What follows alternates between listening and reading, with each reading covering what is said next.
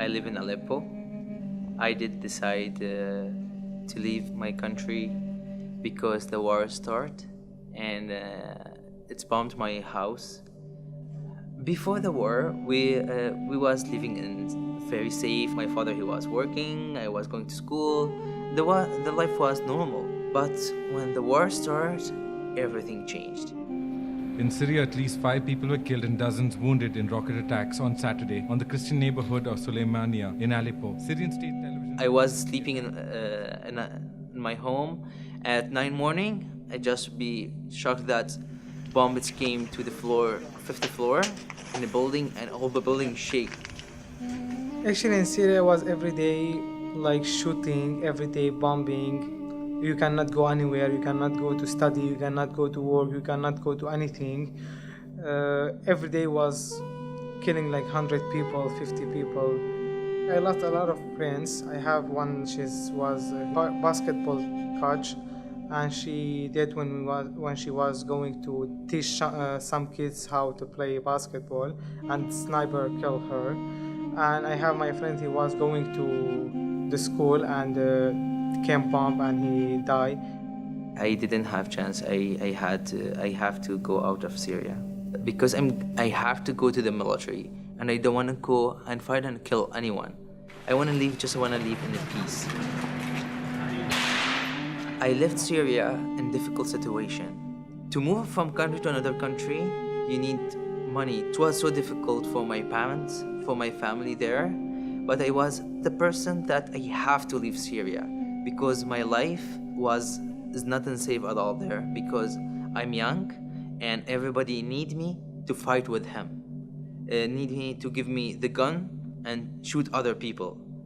They were telling me stories about how they survived, how they escaped dangers through the checkpoints until they leave the country. We took a bus from the Aleppo to Damascus, me and my brother, and then we took a bus from the Damascus to Lebanon. From Lebanon, we took a ship to Turkey.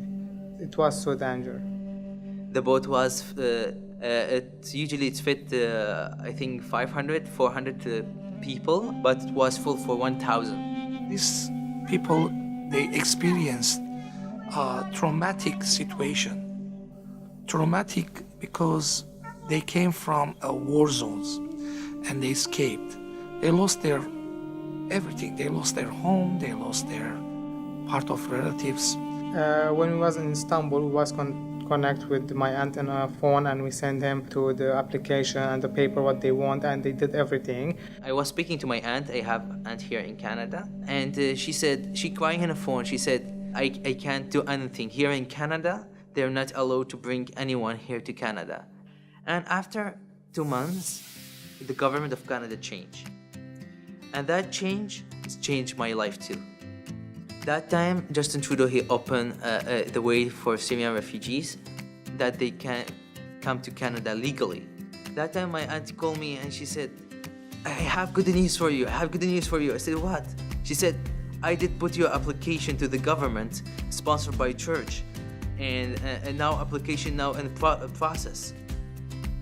I did receive the call from the Canadian Embassy that they let me know that my application is approved. But I was shocked. We get a phone call from the embassy, actually not from the embassy, from some organization that they said you have to come to Ankara.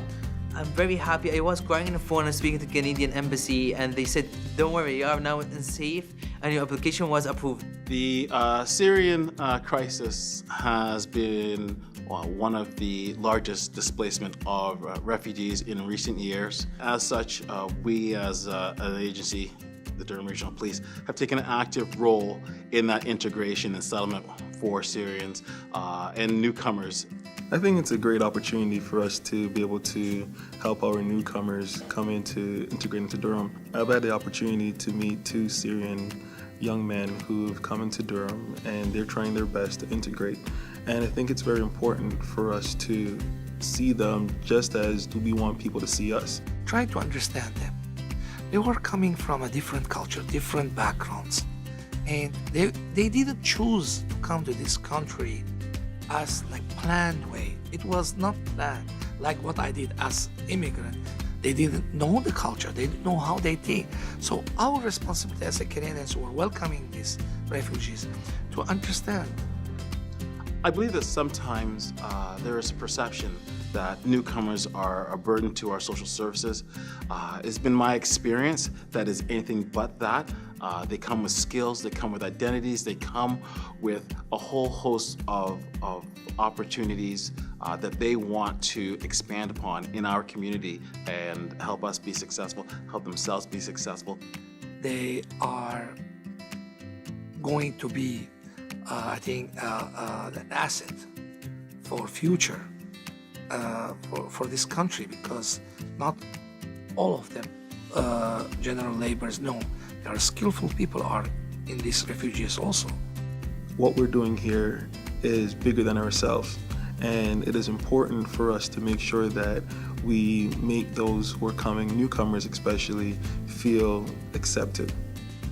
We will endeavor to connect with them, support them, see their success, and ultimately, for the best case scenario would be that one of them would one day be part of this organization.